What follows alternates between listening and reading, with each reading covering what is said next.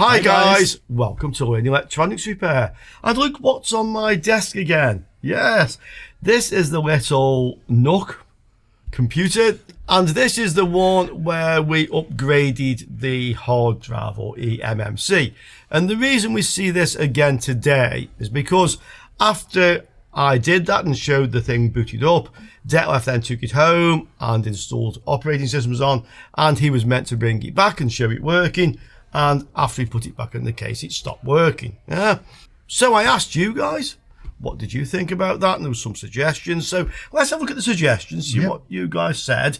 We'll go through. There's not so many, but we'll just go through them. And then let's try what you guys are saying. I have another idea of myself as well. So straight to my YouTube channel. Whee! Okay, so this is the original video. And let's go straight down to what you guys were saying about it. So, comments. The old techs where I'm from refused to evolve, unlike you. Good fix. All I can say to that is evolution is natural.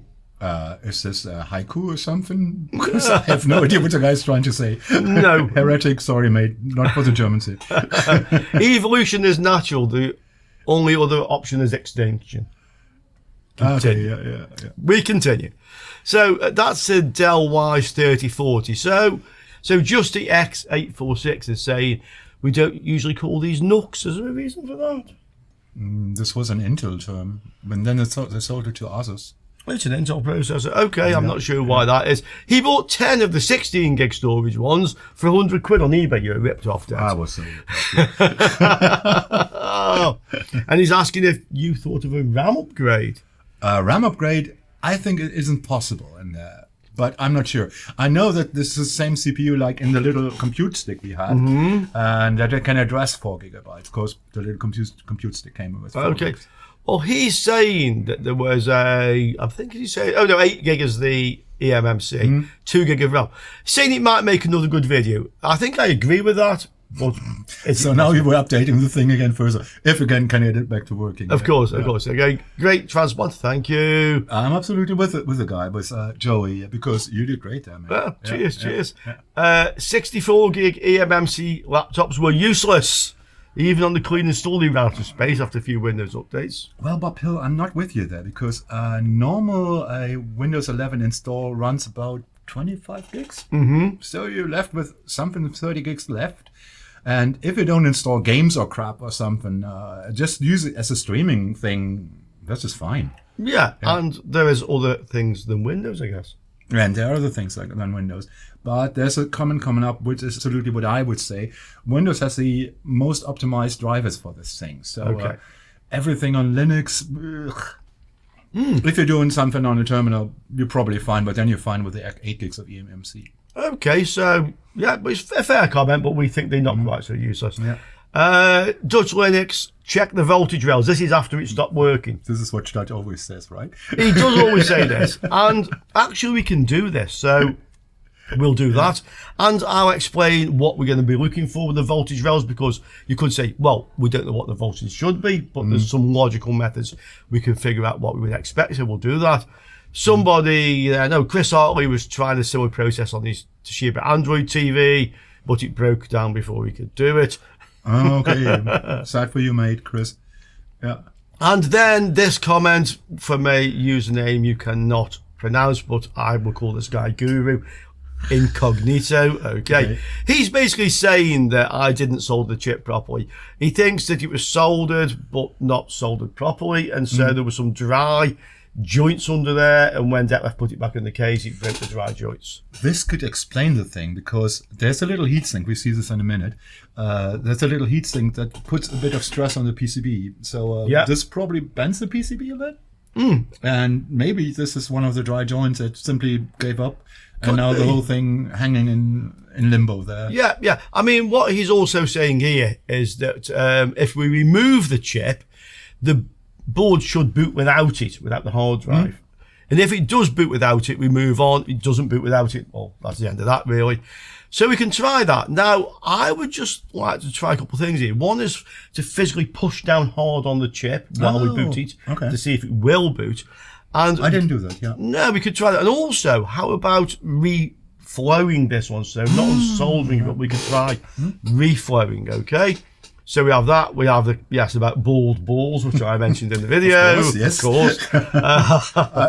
Yeah. You say no more about bald balls, I think. Move on. Yeah. Okay, so BIOS battery. Does the new chip increase power demands to the point it stressed something? Well, certainly not the BIOS battery. It was working. Devil by Moonlight. It was just working. I installed MX Linux on that, and after I did a Windows 11 install, which took ages, it was still working. And when I tried to put it back in its little cage, it stopped working. Yeah. So probably some mechanical stress on the whole system. Also, the BIOS battery actually only does anything when the thing's powered down, and it keeps the real-time clock running. It just holds the settings basically in the CMOS, but it doesn't really do anything else. So it doesn't power anything else. So changing the capacity, I don't think would have any effect on the BIOS battery draw at all. Brenton Schofield. Hi Richard, please remember Dell locks their BIOS to unique configuration. Swapping components can lead into trouble. Compatibility. Drivers. Yeah, Brenton again, this worked. So, not a problem there. Yeah. Also, to be honest, we weren't trying to copy the original chip. We were just trying to fit a bigger one. Yeah, indeed. Yeah. So there we are. Somebody's asking Greg about the current BIOS on the NUC, how it was. I actually recorded on the original video showing in the BIOS screen, but I didn't include it in the final edit. So I will include it in this one. The reason I didn't include it in the edit is once I got in there, I found that it needed a password to change anything. Which I wrote down in the little housing there, but we didn't have the housing. I didn't bring the housing, of course. So yeah, too easy. So there we have. So that's that one. Bald chip sounds better than bald balls. Possible the EMMC is encrypted. Yes, but we weren't trying to extract the data again. Julio, again, it worked. It worked. Yeah. And it should work, but there's no point. The CPU is absolutely puny. It's actually a 4-core, 1.3 gig something or other. Yeah, but I'm somewhat with DINF 8940. This is the same CPU we had in the little TV stick. So not the potent one you probably expect. No. Yeah. Okay. But as I commented here, the whole point is just to demonstrate in detail how to do it. Because the same process would be if you wanted to do it on something worthwhile. Yeah. So that's my thing. Yeah. And this worked well. So from Rich part, he did great. Yeah. Well, for once. Yeah, he's doing great, mate. Okay. Cheers. I'll take that. And yeah, you can put me on that. Yeah, okay. You guys, you heard him say it. Damn it, no. It's on record. And then Greg M. So Greg M., I won't go through the whole post, but this is what ChatGPT said. And basically what it goes on to say is that it won't work unless you remove the chip, reball, reflow a new one, dump the original bootloader partitions, flash the new chip externally with a programmer, reinitialize the GPT UEFI partitions, but it worked. My God. Greg, I really love that you put so much work in there, but again, it worked. It worked, yeah. Sorry. Yeah. I suspect this is actually copied from what ChatGPT said. Yeah, he says this. He does. Yes, he does say that, honestly. And as Guru says again, yeah, Guru, I'm with you. Yeah, it's not how it is in real life. Some devices are easier than others. And assuming honestly, did install Linux and Windows on this, and hope we get it to working. We can see that. So it just goes to show it is possible just by swapping the chip. Yeah. So we have enough of that. Let's see if we can get this to work again. Way. So in order of, just the natural order it should be really, we're going to measure the voltages. We're going to try pressing down hard on the chip, see if it boots. We'll try reflowing the chip, see if that makes it boot. And if not, we'll remove it and see if it works without it. And then if so, we'll fit the other one. Yeah. Guys, please remember, this is just for entertainment. We currently don't have any use for the little system. And I'm not sure if we can come up with something that it's really usable for. Yeah. So if you're thinking, I'm going to buy one of these, be aware this is not fast. Nope. It's the opposite. That would be slow then. Crawling? Crawling, yes. So I'll just show you guys what this actually is. I didn't last time. So this is a Wise 3040 that somebody realised, although we didn't show this, I don't think. Model N10D, and it runs on 5 volts, 3 amps, okay? So, Detlef, can you get this thing apart? Yes, brute force. or the magic of video. Okay, so I have the PCB out. I'm going to ask Det a question here. Did you install the OS on this, both of them, without the heatsink fitted? I had the naked board on the desk and put on the heatsink afterwards. And it was running fine. So and it wasn't particularly hot. Did you just feel the temperature? There was no smoke coming out of that. Was it actually hot, or did we try this? I haven't really touched it, but since the little NUC, and since it's coming along as a passive cooled, this is probably fine when it's open. Okay. Yeah, and it would have crashed if it wasn't happy with the heat, and it didn't temperature. Crash. Yeah. Okay, so we'll take the heatsink off. Yeah. So we have the naked PCB. We'll just try powering this up, just in case it's kind of resurrected itself. Yeah. We don't really need the monitor attached because we can tell by what this light is doing whether it's going to boot or not. So it will start to flash yellow. And this is not necessarily. I think that flashing yellow was a thing.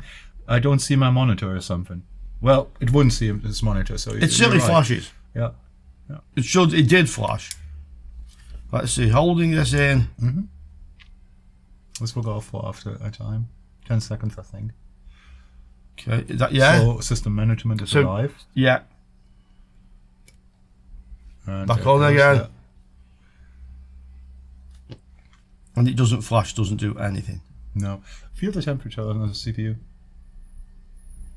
Warm. Yeah. This is what I thought. This is just warm. This isn't cooking. Yeah, so it's powered up. Right, let's look for some voltages. Okay, so voltages. And Det said, well, what voltages do we have? Because we don't know. And for you guys, the ones who don't know this, you can normally figure out what the voltages are and where they are on the kind of common sense approach. So first of all, we've got inductor coils. There's one there I can see, a VRM. So that will be a voltage rail. Now, because of what this is, we can fairly confidently say we're going to have 5 volts. Because it's powered by 5 volts. Yeah. Or even if it wasn't, there's usually a 5 volt rail on the computer. 3.3. That's logical for 1.8, or either or 3.3 or 1.8 or both. The RAM will need the supply, so depends on the RAM, 1.35 or 1.5 usually. And then the processor will need the supply, 0.8, 0.9, 1 volt, something like that. So those are the voltages I would expect to find on this. And say all are switch modes, so what you can look for are these big coils there. This one and... well, funny enough, on this one, I only see two coils, but we see some capacitors as well. So we can also look on those. So this is one of the voltage rails, 5 volts. As close as we That's weird. Yeah, this one is 0.99. So 1 volt. Oh, 1 volt. That's what you'd expect, something like that for the processor. Then the RAM is going to have usually about 1.5. Now, I don't see another regulator. I do see some capacitors. Let's have a look. Yeah, the caps will work. That looks like it's the ground side. 5. This one. 5. Do they run everything in 5? No, there will be some other voltages. Let's look on the other side. What do we see? I don't see any caps, any coils. I don't see any coils either. Inductors, sorry. Yeah, but I do see what look like there could be voltage regulators and some chips. So let's have a look around. So, like capacitors, yeah. Here, nothing there. Other side.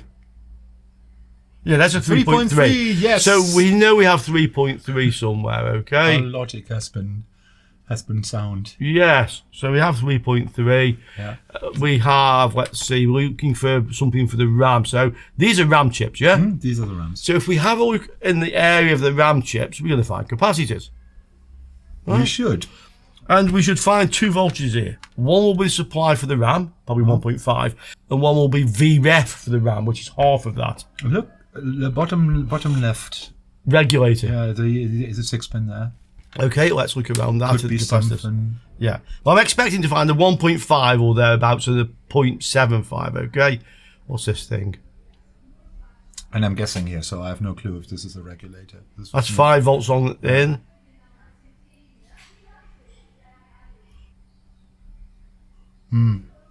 I don't see. This doesn't look like a regulator. Much. No, it doesn't. But let's look around the capacitors in this area. Oh, yeah. See what we can find.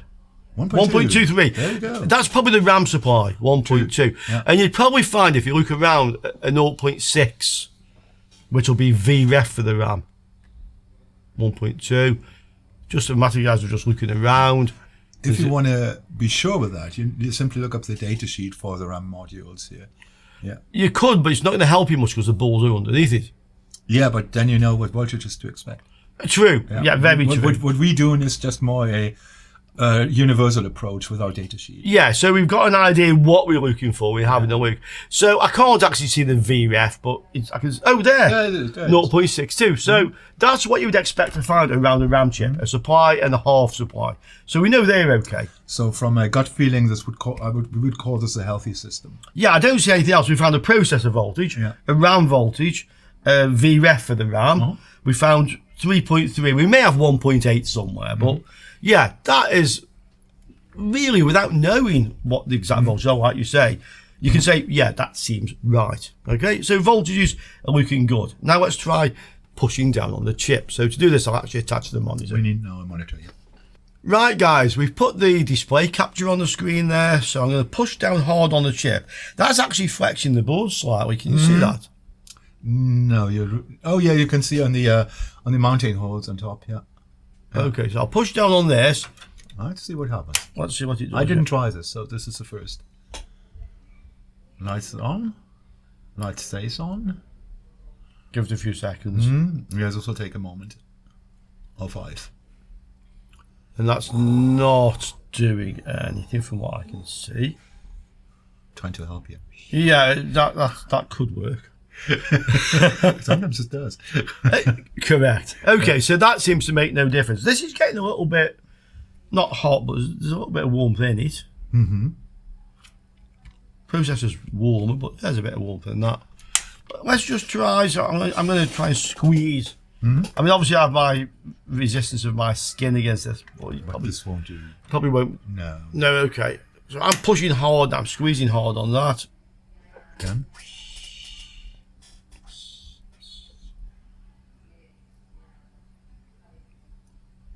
No, it's not going to do anything, is it? It's not going to boot. Hold down power button and try to switch it on again. Yeah, sure. Just to be sure. This could be something like RAM training, but I don't think this thing is really RAM training. But it doesn't feel like it wants to hold down. Yeah, it takes a moment. It's off, okay. Yeah. So again, we squeeze on this, touch the button. Wakes up.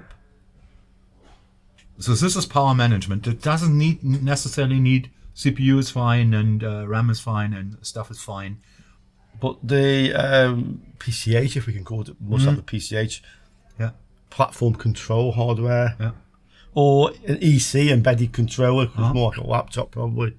Yeah, so again, that's not doing anything. On the other video, this was starting to flash yellow, so that's not helping. Okay. Oh, I have one for you. Just thought of this. You see the little 8-pin chip over here? This one? This one? This is BIOS. So we can try see if the CPU tries to connect to the BIOS. Interesting. Okay, yeah. Does it try to read the BIOS? Okay. That could be a thing. Yeah, guys. So as Detlef was saying, this is the BIOS chip. 25Q128. Pretty much anything that starts with 2.4 or 2.5, 8-pin chips normally like this are effectively a BIOS chip. So they are all basically the same pin out, and pin 1, where the little dot is, that's chip select. So if we put the oscilloscope on pin 1 and power up, we should see negative going pulses, which tells us that the CPU is reading the BIOS.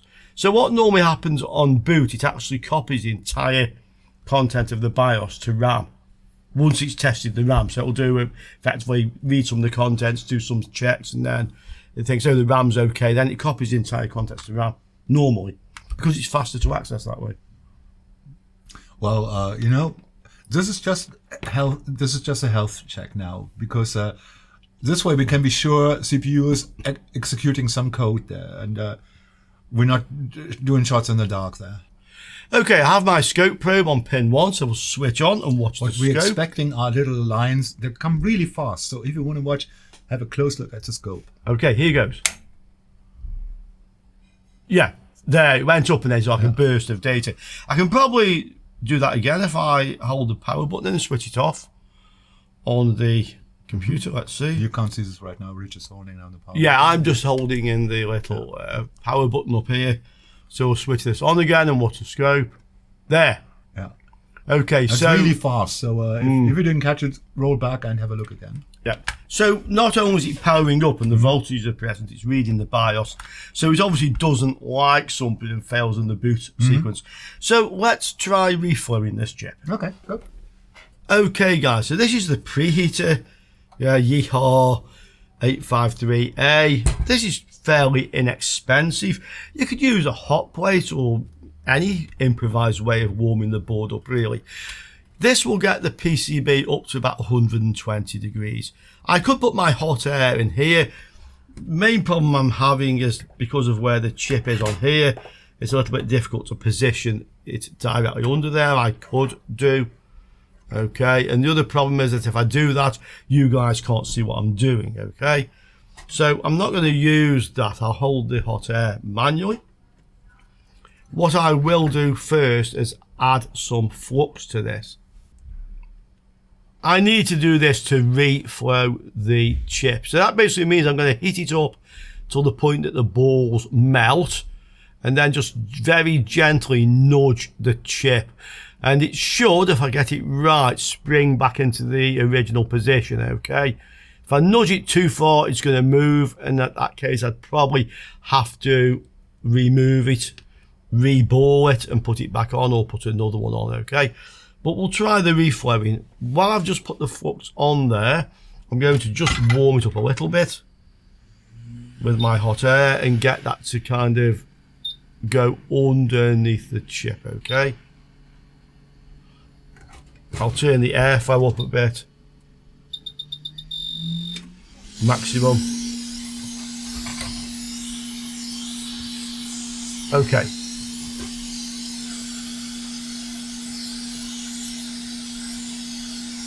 So that's gone under the chip. Now we need to warm the whole board up. The preheater will go to 400 centigrade, but there's quite a gap between that and the PCB, and the PCB is radiating heat back out again. And I found out previously it maxes out at about 120 centigrade. That's fine for preheating. So put our thermocouple in there. Temperature meter, about 29. I don't have the aircon on today. I'll probably switch it on actually. So that's just ambient temperature indoors here in the building shopping centre. And there's no heating in, by the way. That is just the sun, outside. I've turned the preheater up to the max and I'll just let it warm up. Okay guys, so you can see the board's 143 degrees. It's stable at that now. It's not really changing any. I'm going to try a different camera angle to the one we used last time because you guys really couldn't see well what I was doing. So we'll try this. Okay, this is the actual chip here. So I'm going to warm this with the hot air till I get the solder balls to melt and just very gently just touch the side of it, okay? I'm having to rest my hand against this thing to get a stable position, and the thing is hot. You can see the flux moving there, yeah. Okay. Let's see if he's actually going to... Not moving yet. I've got the airflow at about 60% on the hot air. So it's not a flying EMMC. No, after the last time it's not going to take off. And at the moment it's not actually desoldered, you can see. It's not actually moving when I touch it. Yeah.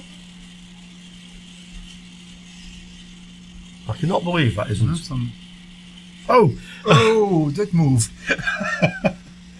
It seriously did move, and it moved way out.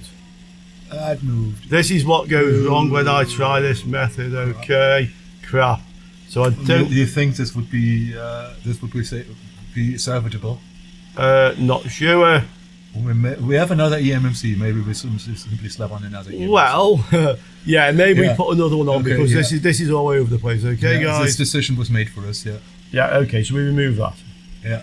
Get it out of there. Okay.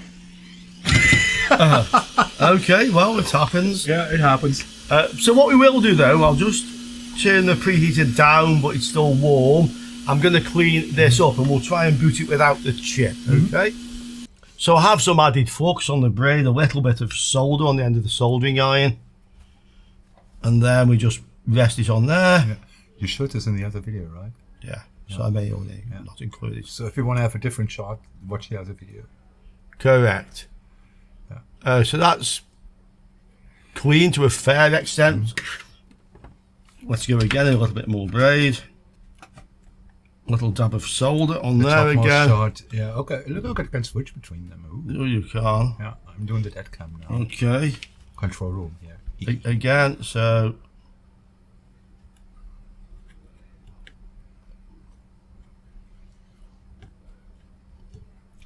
So to tell the people, this must be flat, so there shouldn't be any solder left on the parts. Or close enough, yes. Or close enough. And you're putting the little solder on the tip to have some heat transfer between them. Yes. Okay. So we'll allow this to cool down, we'll clean this up, and then let's see if it will boot without it. Okay, so I've cleaned the PCB. You can see there, the pads are all flat now. This is the actual chip which went floating around, so I've cleaned that using the same method. It's all flat. We'll test the board to see if it works without this, but I'll just mention now, if you were going to fit a new one, it would already have balls on there normally. If it doesn't, you need to reball the chip. That means putting balls on all these pads, and I'll just show you very quickly what you would need to do that. So this is called a reballing jig. This is what you use to actually hold your chip while you're working on it between the clamps here. You can adjust this. Okay, you see that?